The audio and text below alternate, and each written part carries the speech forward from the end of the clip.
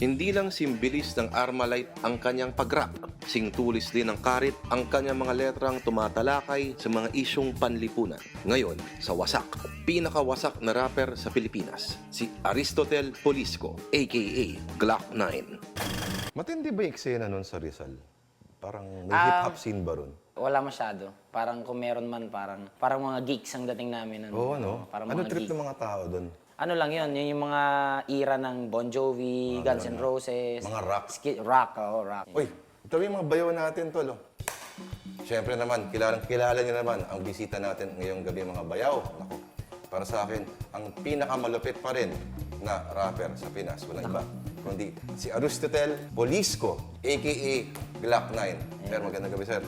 Magandang gabi, sir. Siyempre sa lahat ng mga televiewers. Hindi, a.k.a. mga bayaw. Mga bayaw, natin, yan mga na. yan. Mga bayaw at mga ipag. Ano ba tawag ko sa iyo ngayon? Aristotel, Aris, Glock? Aris, pwedeng Aris. Aris. Ang palayaw mo talaga na lumalaki kay Aris. Aris, tunay kong pangalan, yung buo. Aristotle. Pagalitan nga ako ng teacher ko sa philosophy noon sa FEU dahil 5 yung card na binigay niya sa Sa akin. Philo. Aristotel ba naman Hindi ka nang mo? mahiya. Aristotle pa naman pangalan mo. Eto. Nag-college ka sa FEU. 1994. So bumibiyahe ka mula Rizal hanggang Maynila. Kasi yun yung after ko ng high school, yung thought na, wow, magmamaynila na ako from Morong Rizal. Sabi ko siguro sa Maynila, medyo okay nang mag-hip-hop. Yun pala. Yun pala. Yun pala hindi. Hindi pa rin? Hindi, parang late pa ako pumasok nun. Pagpasok ko sa classroom, unang-unang sinabi sa akin ng mga classmate ko, uy, hip-hop po. Hip-hop. Di ba?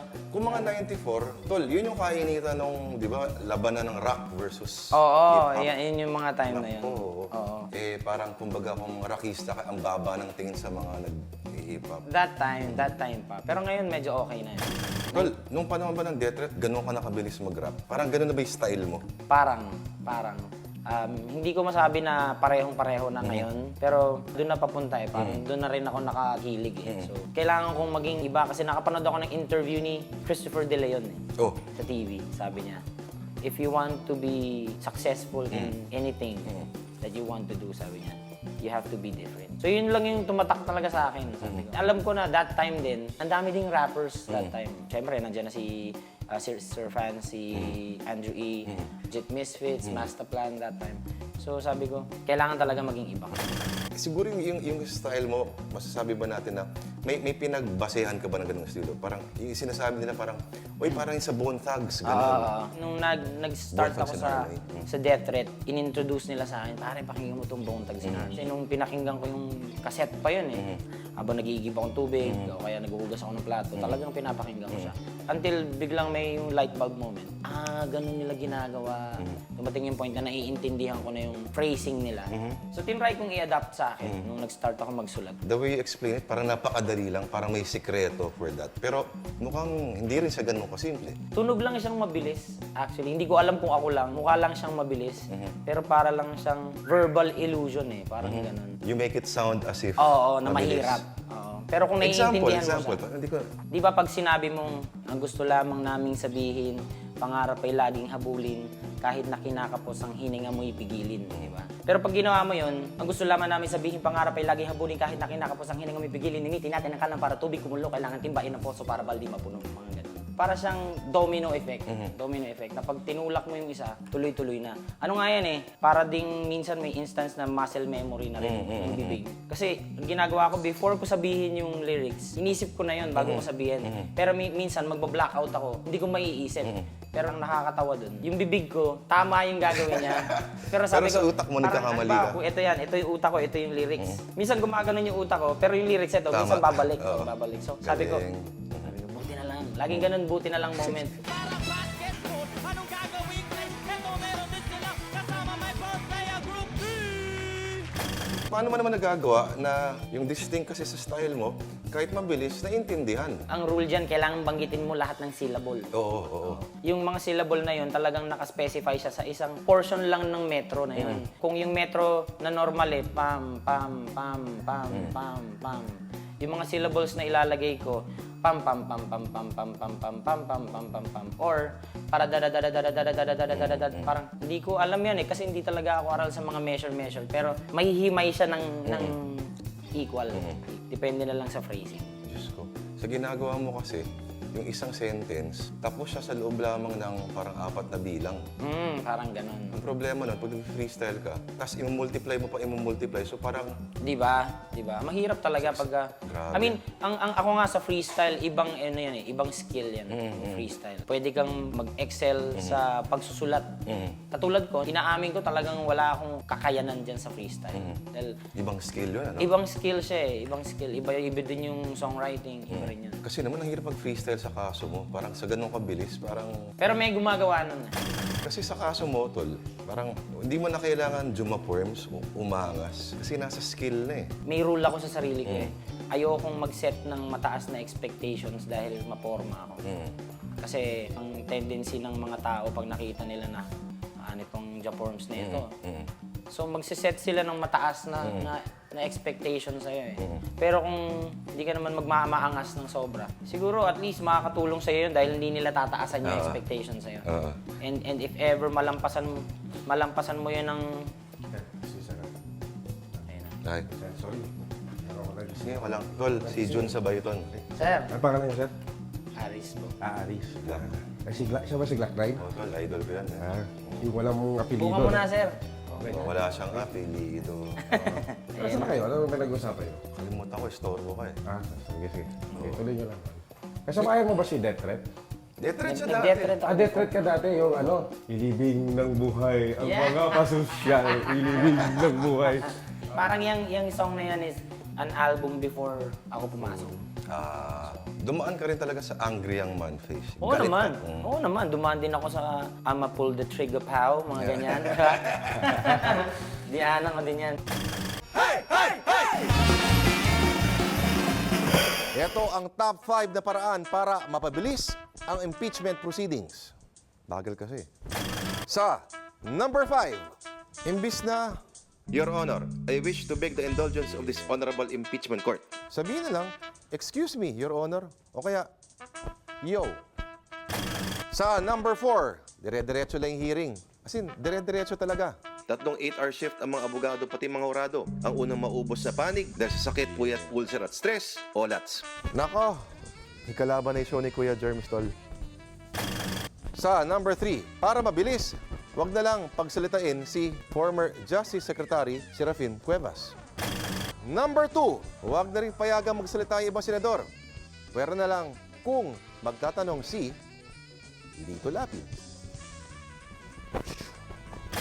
At ang number 1 na paraan para mapabilis ang impeachment proceedings, bawal na ang point of order. Mas pasalitain na lang ng pasalitain si Lito Lapid. So, ibig nyo pong sabihin, kanina tanong kayo ng tanong, hanggat ilang oras na tayo dito, yan lang gusto nyo palabasin, yung 11 million kung inutang.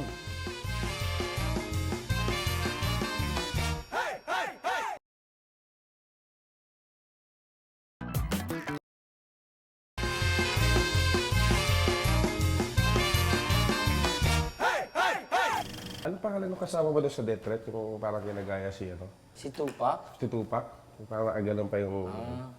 Lahat yata sila nagagana na. Gagano pa yun? Pero marami naman nagagano. Tumambay ka ba sa Mega Mall.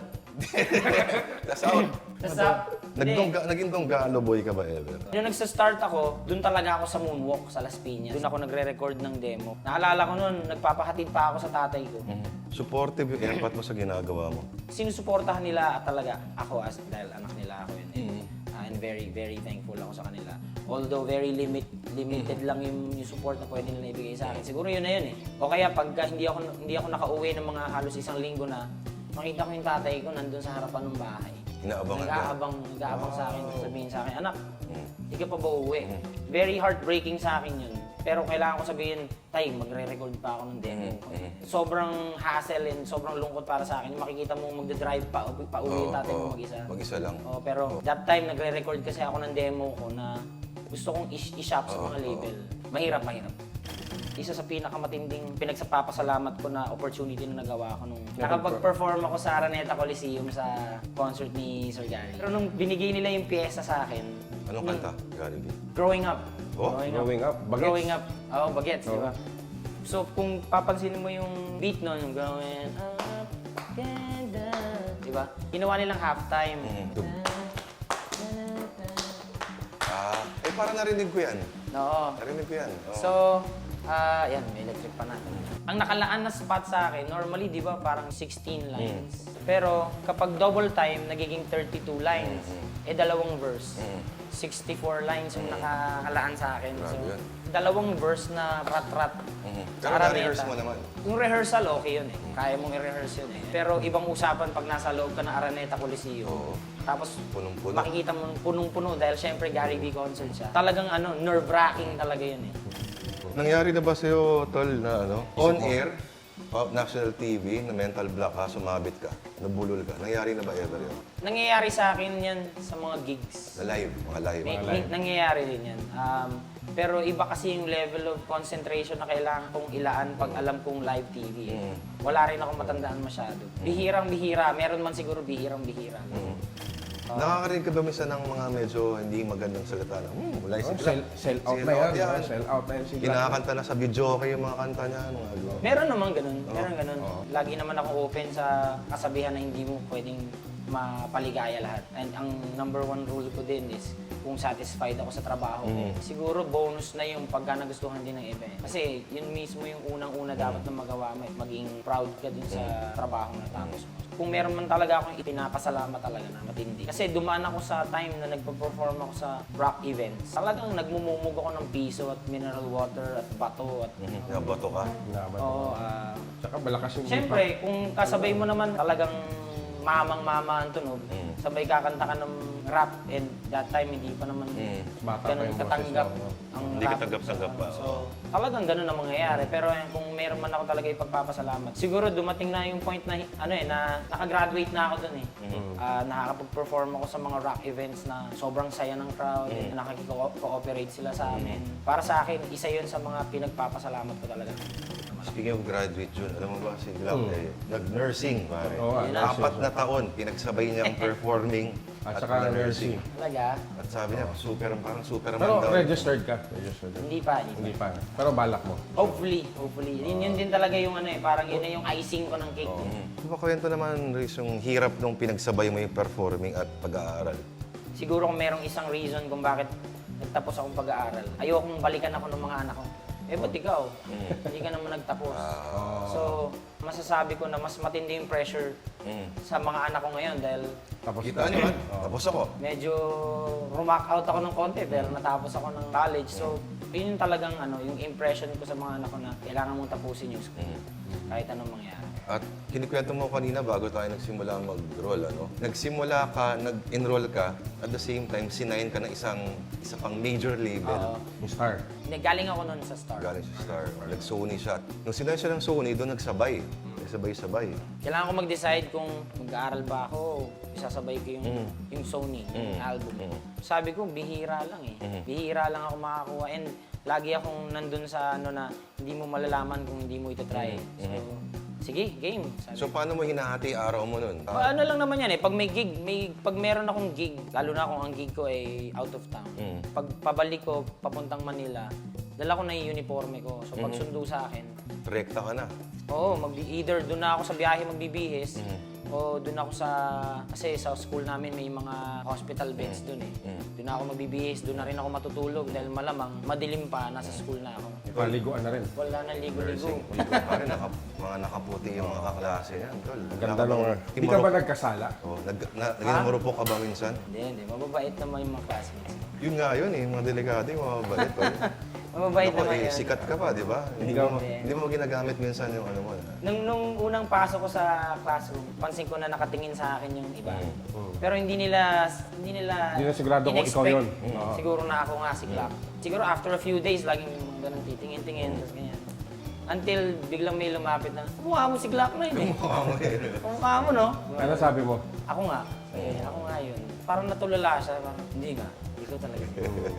So yun, na-realize nila na ako nga yun. Pero after mga few weeks, medyo tropa-tropa na Pag rin sinasabi, kami. ikaw ba si Glock? Patunayan mo nga. Sample. Hindi na. Hindi ka ba nag-recite ng nag-rap? Hindi Rap naman, na hindi yung naman. ano mo? Pero may nangyaring instance sa akin nung after ko sa death threat, nag-stop ako kasi nag-stop ako noon eh, 1999. Stop mag-perform. Oo. Naalala ko na si Mike. Oo. Ako nga, si Mike yun. Naalala ko yun si Mike. Medyo masama ugali nun eh. Si Mike. Yun yung parang si ano, di ba? Oh, Yung parang si Tupac na... Tutupak-tupakan ng Oo. pusa. Mas grabe yung mga binibitawan salita nun eh. Ilibing ng buhay, ano bang social. Kamukha ni Powder. Parang sarap ng tawa mo ah. Hindi. Okay lang naman. matagal na ang mga issue yan. May puot, no? Tama. Grabe, oh.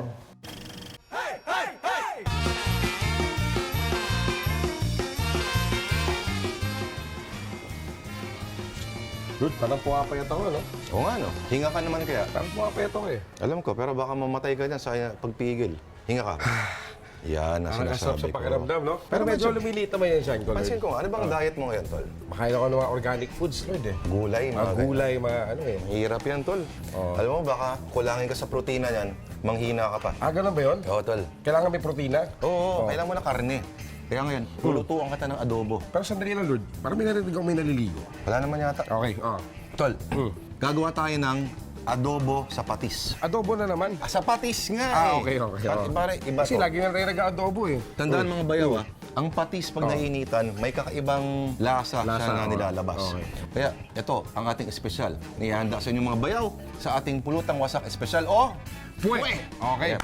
Anong gagawin natin ngayon, Lord? kailangan natin ng baboy. Maraming taba, mas maganda. Okay. May pati, syempre. Hindi yan pwedeng tawagin adobo sa patis kung Okay. walang patis. Bawang, tol. Daon ng laurel. Asin. Pwedeng asin, pero aalalay tayo kasi maalat na ang Okay, patis. oo. Ayan. Tubig. At syempre, mantika. Syempre, hindi yan maging adobo kung walang suka. Paminta. Ah, paminta pa. Okay. Okay. Kaya mo ba yan, tol? Buksan. Kaya ko yan. Sige. Ito, sandali lang, Lord, Ay! Ayan, Lord. Okay. Ang unang-una natin gagawin, syempre, ako, yung tekniko, gusto kong medyo papulahin ng konti yung ating baboy. Ah, okay. So, ikot tayo mantika, mga bayaw. So, konting mantika lang. Kasi may mantika na rin yung baboy, di ba? Depende sa klase ng baboy, no? Ito, kita natin yung baboy maraming taba, marami rin mantika ilalabas yan. Okay. Yan. Iyan mo natin siya dyan. Okay, oo. Oh, kumusta ka na? Kanina pa kami naliligo talaga. Sandali lang, Lord, Prestes! Ah, may naliligo nga, Lord. Akala ko na may naririnig lang ako naliligo eh. Bayaw mo ba yan? Bayaw ko yan, si Orestes. Okay. Bayaw, nagluluto kami ngayon ng adobo. Ibang adobo to, adobo sa patis to, ha? Makikikain ba yung bayaw mo, tol? Oo, may kain yan, no? Hindi man pwede nakatayo lang siya dyan, wala siyang gagawin. Ay, dapat mag-assist ka sa amin, Bayaw. Tol, Sige, hawakan Bayaw. mo yung ano. Oh, yan. Ah! Sakit! Mukhang masarap yan, Lord, ha? Oo, pero masakit yung mantika, pare. Kaya pinapalabas ko yung taba ng baboy. Ilagay na natin lahat, tol.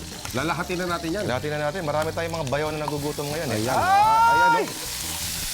Okay lang yan, Ba, tol. nakikialam pa, Lord, oh. Gusto mo ikaw na mag-host ng show, tol? Hindi, okay lang. Pwede naman. Baka alam mo itong bagay na to eh. O na mag... Kumusta na si ate?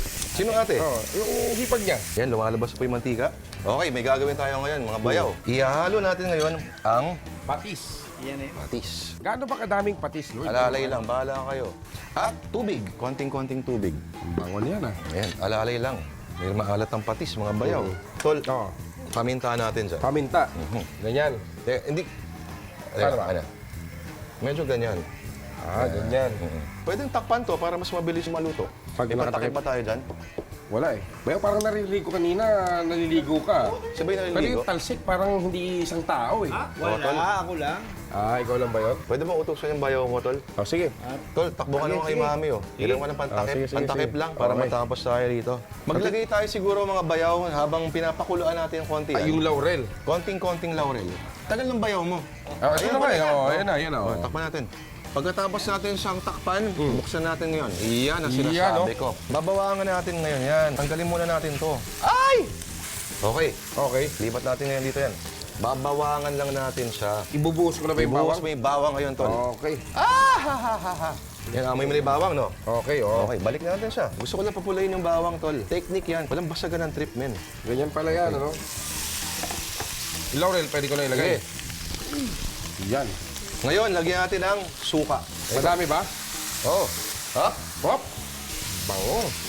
Konting-konting toyo. Paikot. Hop. Pwede yan. lang pala yan. Ito may kulay ng adobo Wow. natin, no? Ready na to mga bayaw. Adobo sa patis. Parang masarap yan sa alak, Lord, no? Totol. Ayan mga bayaw, ha? Ito po, tinatawag nating adobo sa patis. Okay, dito lamang yan, Lord, sa... Pulutang wasak espesyal o... Pwe!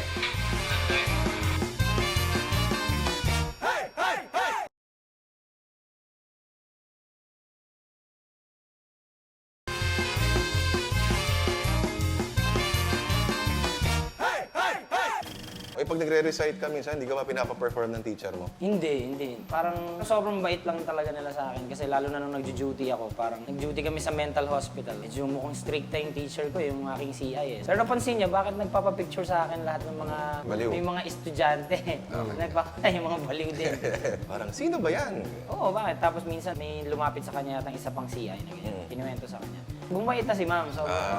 Sobrang thankful din ako dun sa teacher ko na yun dahil may mga times din na hindi ako makapasok. Oo nga. Balita ko raw, tol, minsan pag uma-absent ka sa OJT mo, nagbabayad din ng 500 Hindi, pesos. gano'n naman talaga. Pag nag-absent ka sa OJT mo, tapos magme-make up ka na kung nag-absent ka na isang beses, 3 araw mo ipapasok. 3 araw. Saan napupunta yung 500? Sa school.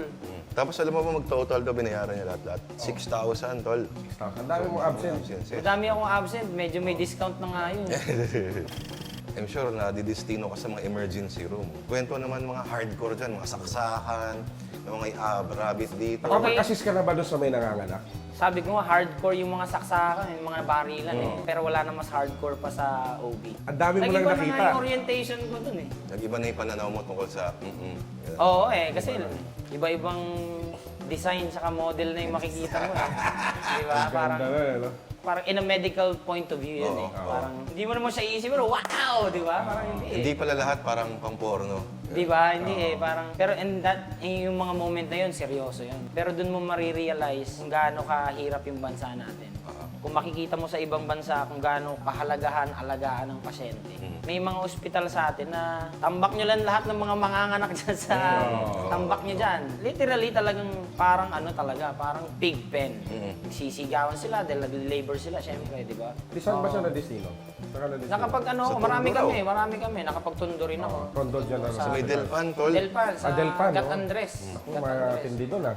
Doon nga nangyari na 19-year-old, nanganak ng 8.5 pounds na baby. Maliit Yun, lang itong babae na to.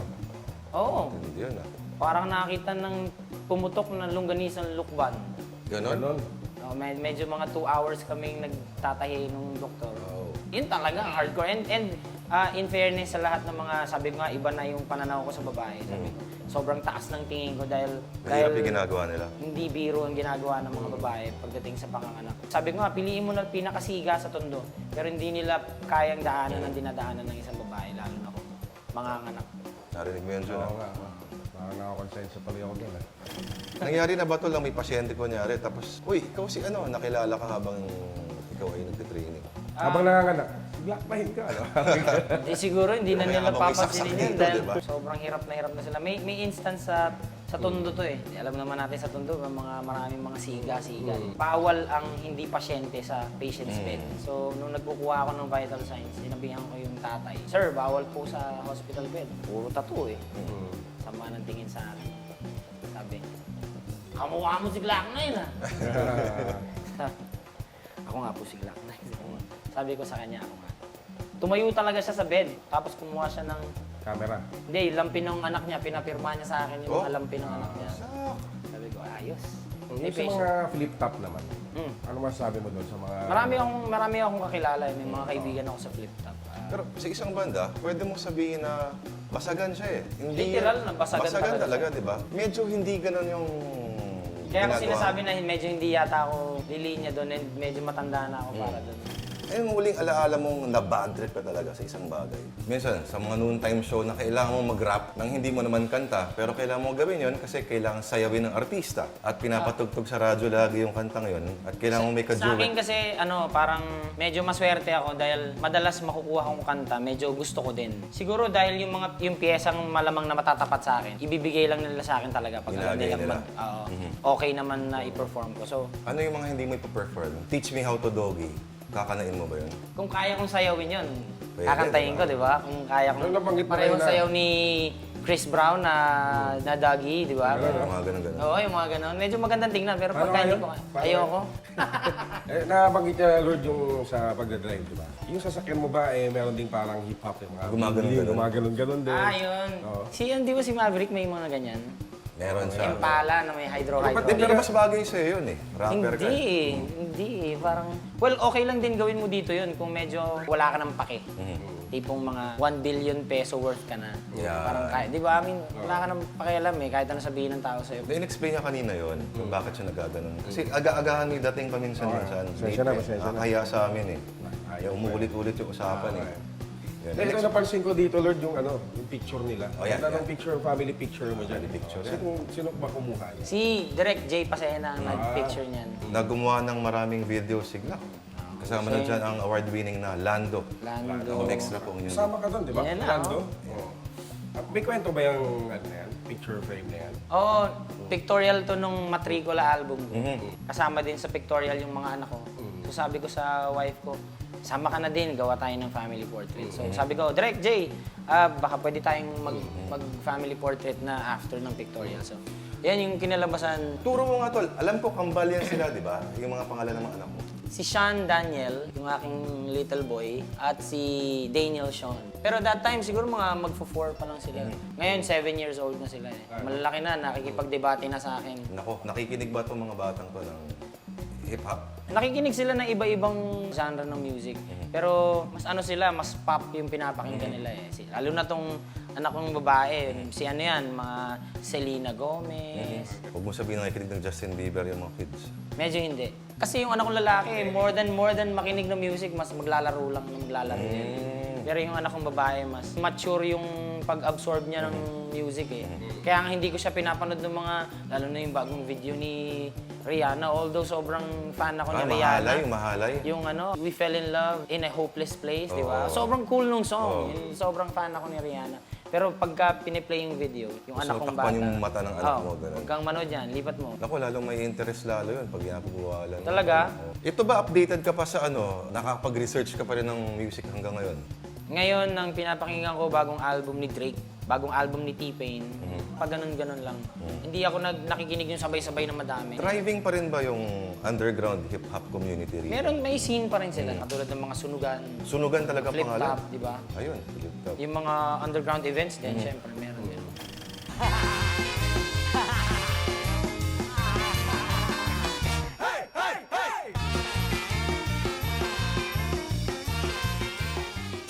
Bata, Oh, liga. oh. Gusto mo ba mag-training? Kala ko kuya mo tinawag, kukunin mo na ako eh. Anong training yan? Sa trabaho ko. Trabaho mo? Oh, bakit naman? Kasi alam mo, magsi-senior citizen ako. Oh, ano naman ngayon? Anong Gusto problema? ko na magpahinga. Oh, Kaya lang, nalulungkot ako. Wala akong matatanggap na benepisyo. oh. Mabuti pa yung mga senior citizen ng Quezon City. Libre parking, libre sine, Oh. at hindi lang yun. Napakalaki pa ng discount sa mga gamot, restaurant, sasakyan, at kung ano-ano pa. Ano masasabi mo, Bata? Alam mo ano maganda dyan? May alam ako. Ano? Gusto mo ng mga discount, di ba? Oo, Eto, maraming discount to. Maraming points na yan.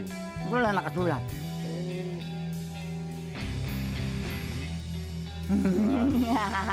Gusto mo ka mo ng pahinga, di ba? Ah, Ayos ba? Sige. okay. Ikaw na bahala dyan, ha? Ako na ang bahala.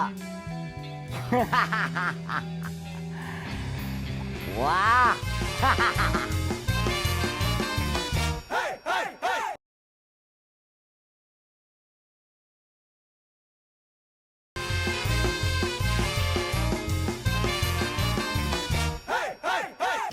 May madedefine ka naman na tinatawag natin purely Pinoy style of hip-hop.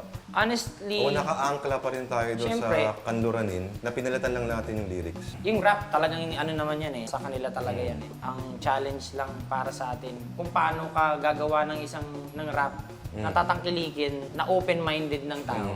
Yung bukas puso talaga na pakikinig. Kasi ang hindi naiintindihan ng marami na, oo, amboy ako eh. Pag pumunta ako sa Pilipinas, tapos nag-rap ako, pasok na ako, di ba? Siguro isa lang ang grupo na nakagawa nun eh. That time kasi sobrang init ng hip-hop. Yung Master Plan, di ba? Hindi naman sila nagtatagalog rap before, pero sobrang pasok na pasok sila, di ba? Pero para sa ngayon, wala pa. Kahit ako, hindi ko naman kinoconsider na purely Pinoy na Pinoy yung ano. Dahil syempre, nagpa-pattern pa rin ako sa kung anong narinig ko sa na ginawa sa States, and kumukuha din ako ng inspiration sa mga songs na naririnig ko doon. So ano, siguro depende na lang kung gusto mong pakainin ng tao ng hipon na hindi naman siya mahilig sa hipon, pero mahilig siya sa siopaw.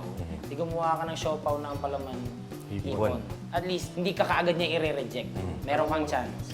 Ano ba yung pinakamalaki mong awards na nakuha mo? Yung Katha Award ko noong 2003. Yun, mga songwriters talaga yung nag-ano. 2003 ko nakuha ang Best Rap Performer. That time, and alam ko ang Katha kasi voted by artists. So, kung meron man talagang sobrang mahal na mahal ko na trophy, yun talaga.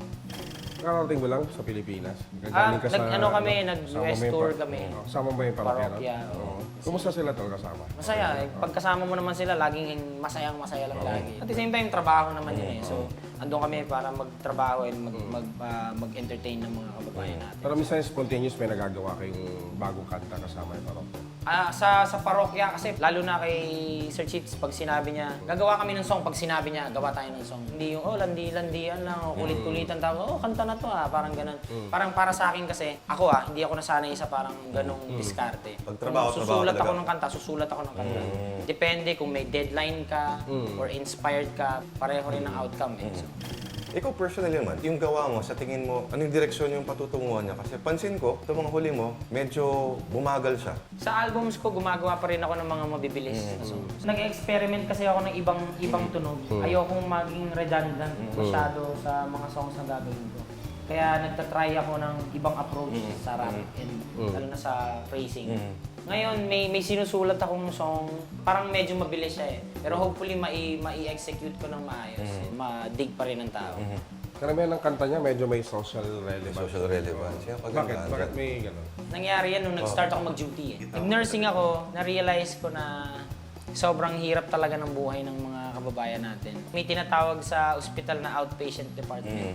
Ngayon, doon pumupunta yung mga nagpapa-check up. Ngayon, para madaling makita yung file nila, kailangan nilang mag-fill up ng isang maliit na ID. Babayaran mo yung 5 piso. And may mga kababayan tayo na walang 5 piso. O paano ka magpapagaling ng sarili mo kung ni 5 piso wala ka. May isang kwento doon, isang nanay na nanganganak sa bahay for the past 4 years sa 4 na anak niya. Yung pang-5 anak niya, nanganak siya sa bahay ulit pero malaki yung baby niya. So nagbi-bleed siya na nagbi-bleed na nagbi-bleed. Dinala siya sa ER, walang tigil yung dugo. Literal na binuksan mo yung gripo. Yun yung dugo niya na lumalabas. Ang tinatanong sa kanya ng doktor, may pera ka ba? May pambili ka ba ng dugo? May pambili ka ba at least ng dextrose? Kasi yung BP niya, 0 na eh. 0 over something na lang eh. Kami as parang mga OJT, nandun kami to comfort. Hawak mo yung kamay niya. Tumingin siya sa akin, sabi niya sa akin, Noy, bigyan mo na ako ng dugo. Magbabayad naman ako pag lumakas na ako. Durog na durog talaga ako eh. Wala kang magawa. Dumating yung asawa niya, galing Cavite. Walang sapatos, walang tsinelas, construction worker. Ang unang tanong sa kanya ng doktor, may pera ka ba? Mamamatay na yung asawa mo. Sabi niya, wala po akong pera. O, lapitan mo na yung asawa mo, mamamatay na yan. So, ito yung mga instances na alam mong imposibleng sabihin ng ibang tao na walang gumagabay yung nagbabantay sa atin. Next question ng doctor, anong blood type mo? Kung ang isang pamilya walang pambili ng pagkain, bigas, iisipin ba nilang pumunta sa center para magpa-check ng blood type? So normally, di nila alam. Hindi ko po alam eh. Chinek nila, and true enough, pareho sila ng blood type. So next na nangyari, sinalinan siya ng dugo galing sa asawa niya. Tapos yung problema. Yun yung mga instances na imposible hindi ako makasulat ng kanta eh. Meron akong isang song na nasulat ko sa ospital mismo eh. Dahil naka-witness ako ng tatay na namatay yung anak niyang babae. Durog na durog talaga kami. Minsan talikod na lang kami dahil maiiyak ka na ganyan. Kaya may song ako sa album ko na Matricula titled Between. Actually hindi siya rap eh. Kanta talaga siya eh. Sobrang malungkot na kanta. So, isa rin yun sa mga tinetreasure ko rin ng mga nasulat ko na song. Dahil nga dun sa experiences ko sa ospital. Hanep talaga. Parang, sabi ko nga kung ang bansa natin, makakonsider mo siguro na uunlad lang tayo kung first and foremost mapapangalagaan natin yung medical requirements ng bawat isa sa atin. Yun eh. Yun ang basis ng Basic. buhay. Ang bigat ng kwento niya, Lord. Kaya makikita mo, yung music, yung rap, hindi lang siya basta pwede siya maging isang tool talaga. Hindi lang Hindi siya na siya pwedeng babuyan. Hindi di lang ba? siya pamparty, hindi lang basagan ng bungo, hindi lang mga angasan. Mas marami kang magagawa, mas marami kang naipapahatid sa ganung medium. Swerte na rin na nag-nursing ka, tol. Oo, parang ako talaga, naniniwala ako, everything happens for a reason. Totoo yan. Dinadala ka talaga eh. Walang aksidente sa mundo, tsamba-tsamba tol. eh, di ba? Walang aksidente sa Kasi mundo. nung nag-decide ako mag-enroll, pumunta ako sa isang school.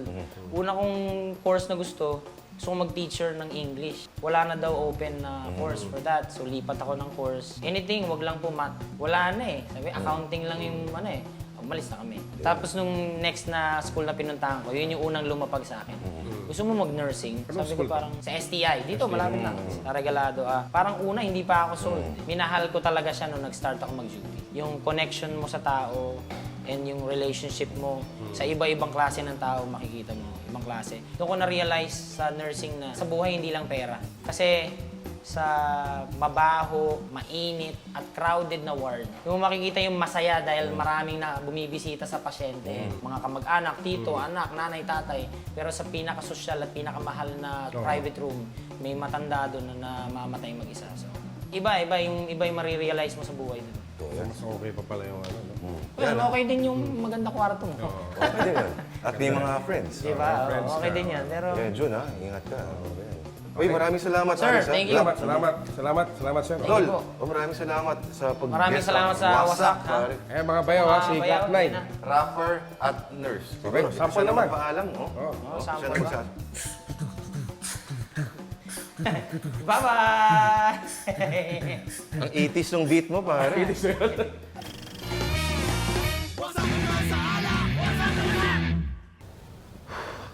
Tagal ni Orestes tol ah. Yung tusa na natin binili ng cola yun, di pa dumarating ah. Oh, ano? Yung cola nyo. Eh bakit nandito sa plastic? Eh wala ka naman binigay na pang deposito eh. Sakto lang yung binigay mo eh. Ano ba yan? Plastic na lang. Oy Lord, dito na yung cola natin oh. Eh si Lord, di mo binilhan. Ano ba ka natin yan? Cola tol. Lola, ano kayo? 8 years old? Mga tol, welcome sa isang edisyon ng tawag ng segment natin. Tamang toma. Namang Toma. Okay, ano bang pwede natin gawin ngayon dito Lord? Simbang mawasak. Oo. So, pero ang budget ko, pang cola lang eh. Ah, ganun? Oo. Ano ba meron dyan? Meron tayong whiskey. Rum ba yan? Pwede na. Ito, brandy. Okay. Meron tayong yellow. Ano yan? Cola? Cola. Ano gagawin natin dito? Ito yung drink na tinatawag na The World. The World. The World. Oh, tapos, Ano tayo na whiskey? Kailangan natin shot glass, tol. Ah, sorry. Tawag to? Shaker. shaker. Oh, ganda na shaker mo. Shaker ka na ngayon ha. Pre. Rum. Wasakan na to ah. Brandy. Brandy. Pwede rin ba dyan yung wine? Wag, tol. Hindi pwede dyan. Bastos yun, men. Eh, eto, tequila. Hindi. Pwede na rin. Pwede Yan rin yan yan, eh. tequila. Oo. Eh, etong ano, gin. Parang pwede, di ba? Bahala kayo. Pwede yan. Eto, ano naman to? Vodka yan, tol. Vodka. Pwede rin to. The World nga talaga to ah. Vodkahin mo na yan, tol. Oh. Eh, ano naman kinalaman dyan sa cola, tol? Teka, may kulang dyan, tol. Oh. Yan lang kayo. Gusto, tapusin na natin lahat, tol eh. Ano yan? Muriatic acid. Ay, wag yan. Gusto ko pa mabuhay, pare. Iba yung kulay, Wala pa pare. Ganito yung kulay ng ihi ko. Nagkasakit ako sa kidney. Okay. Paghalu-haluin mo natin to sa shaker. Eh, kung si Orestes kaya yung Shake ano mo, dyan. tol. Ayan, oh. Oh, hanap ka doon para makita ng mga bayaw natin. Ayan, oh. Ikaw naman, shake ka. Yan. Yan. Okay ba? Pwede. Ah, pwede na siguro to. Yan, maghalo-halo na lahat. Tol, ihalo natin yung cola mo. Halo natin to. Konti lang, konti lang. Shake mo ulit. Take ulit. Oh, ito naman. Ikaw naman mag-shake. Ganito yung ginagawa ko sa, ano, palatitipla ko ng dede ng anak ko. Ganon lang ako. Wala sa naked. Yan, astig yung ating shaker, tol. O, ready na to. Kailangan natin magandang baso, tol. Ay, walang baso eh. Papa mo yung laman yan. Lagyan natin ng ice, Lagyan tol. natin ng ice yan. Pakita natin sa ano, mga bayaw Ayan, natin. mga bayaw. Ganito talaga tamang pag-inom ng mga bayaw, no? Yan, ano, inom yung pambayaw, tol. Okay na siguro yan. Okay, champion yan. Ayan, no? Ano ba yan? O, yan. Oh, ayan mga bayaw, ha? Ito ang tinatawag na The World. The World. Okay, Okay. ano lasa? Oh? Gusto mo tikman? Bahala ka dyan. Ha? Okay na rin to kaysa sa wala. The World nga eh.